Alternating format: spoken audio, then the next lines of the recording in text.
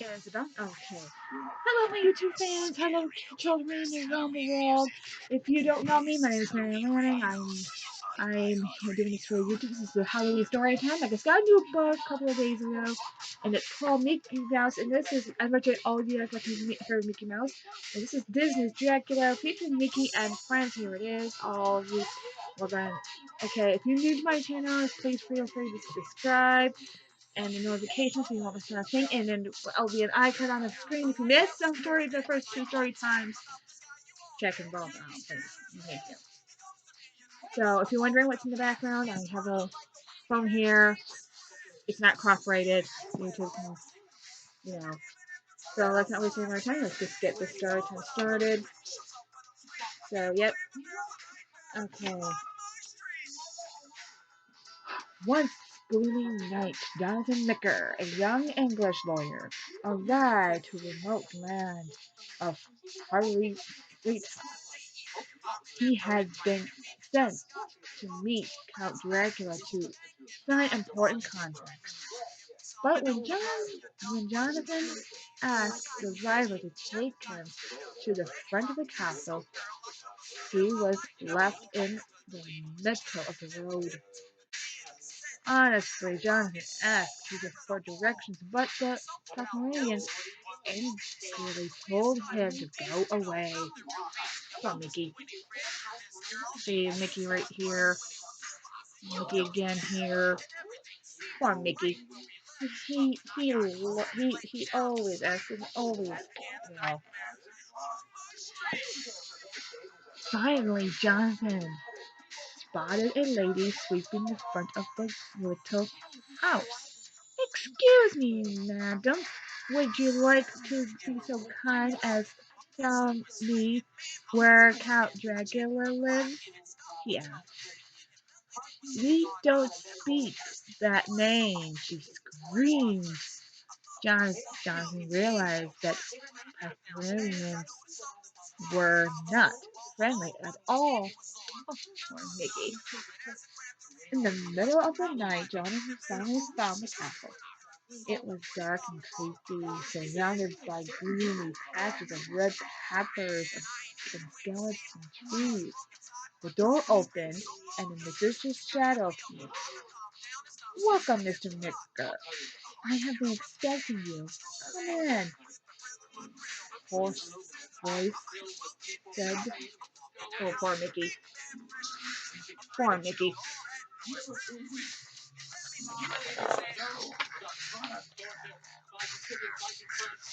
Despite his creepy appearance, Count Dracula was actually the kindest Tasmanian Jonathan had met. However, he would help himself to my peppers are so juicy, said the Count, offering some Jonathan who politely declined. Dracula took out a pen and started signing. Jonathan asked Count Dracula how he was planning to move to London. Yes, people there are so much navier than people here. And the Count answered with a sinister smile. Poor Mickey. If you're wondering who the character is that's doing the Count Dracula, let me know in the comments.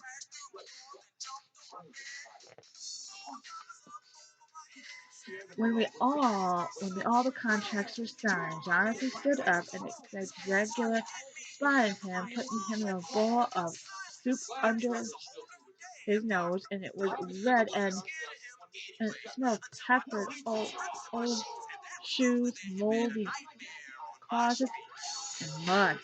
I'm sorry, I love to taste your soup, but I must get back to France. Minnie in London, Jonathan said. He showed a count a portrait of Minnie Mousy with her friend Daisy Widdenspoon. Oh, I can't pronounce that. When Jonathan told Daisy that loved red peppers, Dracula's asked Sparkle in a scary way. I must go now, said Jonathan, trying to exit again. But Count Stockton, you all stay here and eat my soup, he ordered, locking, locking Jonathan inside a bedroom only in red pajamas. I wouldn't let them. I would just run.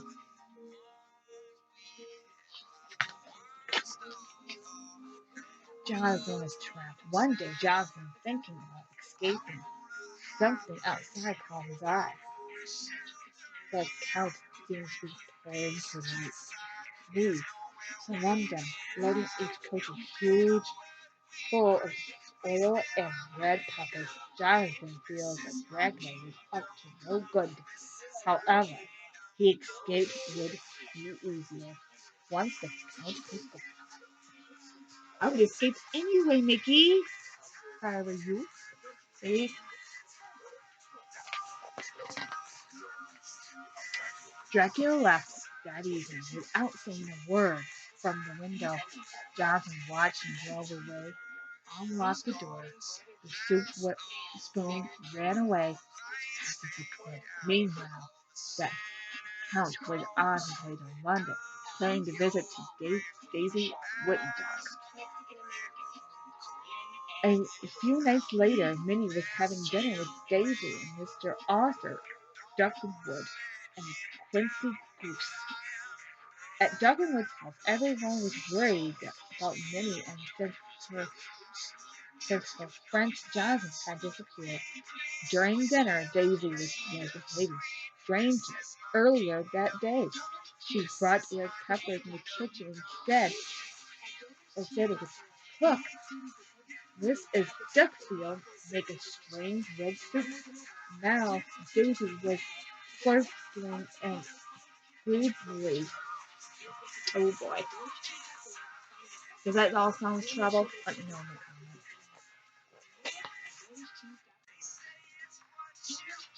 comments. What's wrong with her? Arthur whispered to Minnie. The broth smells like feet. Minnie did not know what happened to her friend when she turned to comfort her. Daisy was examining Edmund, who was holding a spoon. Daisy, where are you going? Minnie shouted, but it was didn't answer. Unfortunately, the husband outraged. In the garden, Daisy was standing next to a dark figure did not recognize. The figure whispered something to Daisy that gave her another pot of disgusting red soup. When Daisy turned to them, her eyes looked like she was glowing in red peppers. Uh-oh. Yeah, see, look at that. Minnie, who are you? Minnie asked instead of answering the couch bare his sparkling fangs. With a wish, she turned in the back and flew away. Daisy did not know the same feeling had hypnotized her by soup. Arthur called out Dr. Horace Hardwood. He specialized in impossible cases. Daisy kept repeating strange ingredients to sparkling the soup for a few minutes after Minnie put Daisy to bed. Arthur and Goofness came in with the doctor, Dr. Horseward. The doctor wore huge scarlet collars around his neck. Don't cover your nose. The smell will save you from your friends, said the doctor. This book interesting so far.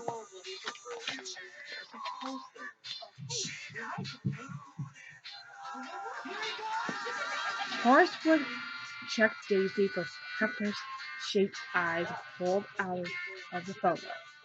Of Count Dracula, the creature Count Perform. He hypnotized Daisy with red pepper soup. We cannot do nothing to prevent him. And from returning and talking to her, the doctor explained. Suddenly, Jonathan burst into the room. I was a prisoner for weeks. I never ate his soup. That's how I managed to escape. I think Dracula has an obsession with peppers. We have to stop him before he hypnotizes everybody with a stinky soup. Not like Mickey has always had a plan.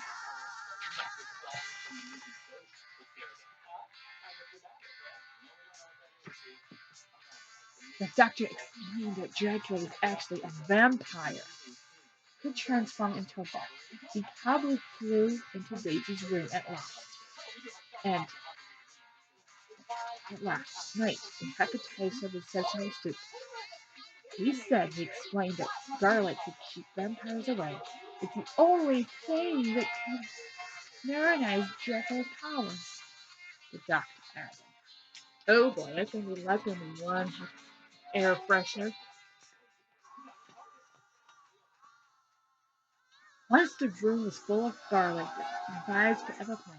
I still have the rest of the houses, and Count Dracula made right spot here. We will find him at once, and Jonathan. Then we all covered in garlic, destroying his house. Send him back to Pennsylvania with the family. They agreed. They agreed on the plan. Duffield promised to look after Minnie and Daisy during their absence. Unfortunately, the journey wasn't successful. They reached the first house at 70 Crimson Road. They saw Dracula turning to a giant red pepper. That happened on 34 Remnant Lane. Then Jonathan spotted all the peppers coming by with him. Only peppers can make good soup without them. Count won't be able to hypnotize everyone with horse word.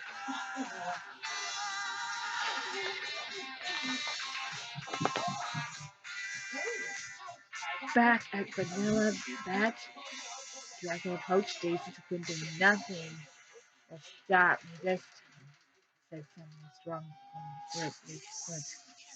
But to leave him the gas garlic. I hate the smell, he screamed as he transformed back into the couch. Dracula was in pain. He reached Daisy and held Minnie. When he entered the kitchen, he bumped into Mrs. Duffield. Excuse me. Let me know who. Excuse me. Who you let in? She scolded Dracula with a toothpick in his hysteria. Graves chest quickly wrapped him in garlic chain. Yucky, not fair. Now don't mess with her then.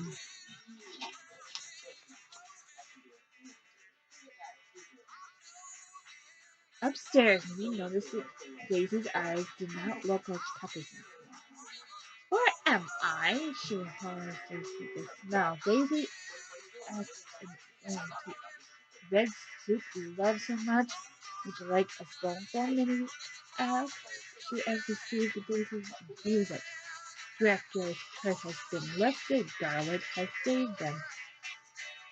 Meanwhile, Jonathan, Uncle Goose, and the duck hurried back to the house. They hadn't found Dracula. They were worried about Minnie and Daisy. Foursquare was sure Dracula would return with Daisy. Faster and faster, Goose shouted to the horses as everyone held on tight.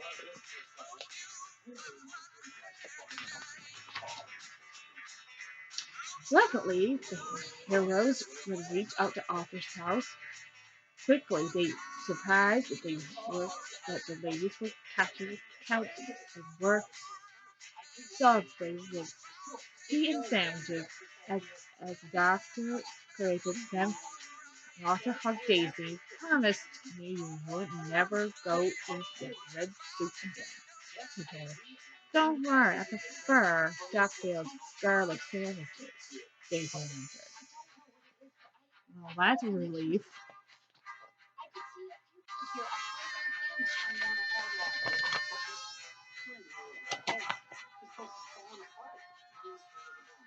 Jonathan wanted to know more about Dracula's inventions. That simple account answered, I wanted to hypnotize everyone. If my plan had worked, the whole country would have been under my control. You ruined everything, he explained. Horseward took the garlic and his bag and sparkled on Dracula's head. Make him sneeze. My powers, he screamed. All this garlic blocks your powers. For a long time, the doctor said, and he drove his couch back to his castle.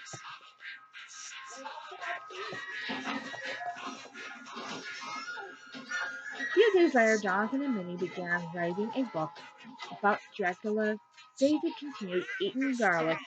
Dugdale had discovered a new love for garlic. It was a steady lot of yummy recipes that would keep the vampires away for a very long time. Well, I hope you enjoyed this book. If you wanted to read this story over, and if you read it to you over again, you can look on the library, or let me know down in the comments before Halloween if you want me to read it before Halloween. Again, before Halloween. There is more Halloween books coming. I just ordered a few more, so if you want this being read to you again, we'll check for you between tomorrow. I'll read it again between tomorrow or Monday. So if you want to read it again, want it read to you again, let me know in the comments. Or we can just do this again with a live stream. I'll do all the Halloween books in live stream. If that would be requested. So if you like the story time, if you like the Halloween music in the background, and don't worry about the TV and all the noise above. Just um just let me know in the comment section, give this video a thumbs up, maybe like put another like if you want me to read the other Halloween books that we've got here. We've got plenty of books. So there's a few more coming. They haven't been shipped out to me yet. So just bear with me. If you like Elf on the Shelf, we have some elves here. I'll just sneak one in here. This can show you.